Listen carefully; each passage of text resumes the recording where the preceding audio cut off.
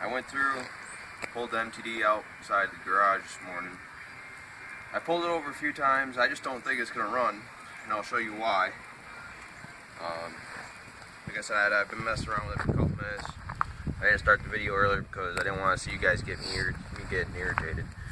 But if you look down inside here, see that I dumped some gas down in there. Not a lot, but a little bit. Got the fuel line hooked back up. Took the clamp off, and right there's where the clamp was that I showed you guys last night on the teardown video. So I'll show you why if I can get the camera to focus in over top of this right here when I pull it over, what it's doing. And the reason why is because the intake valve is not closing all the way.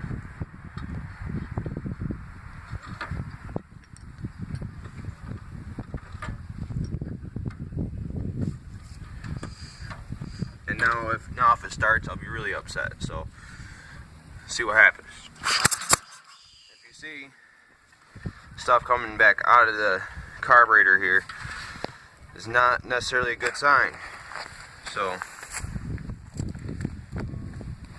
I don't think it's going to run, which means I'm going to have to, one, rebuild the Briggs & Stratton 11 horse, or two, see if I can find another motor for it.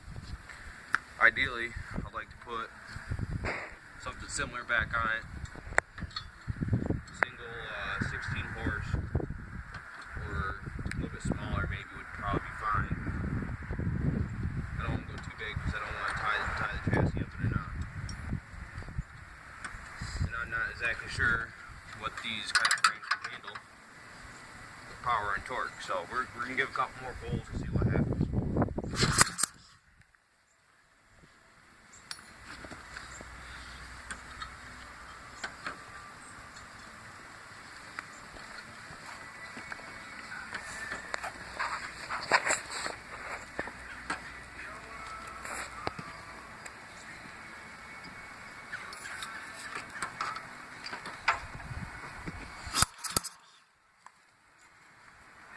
Well, I don't think it's going to run.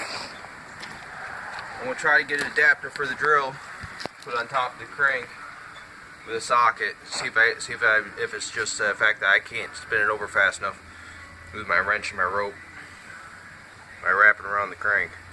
So we'll see what happens.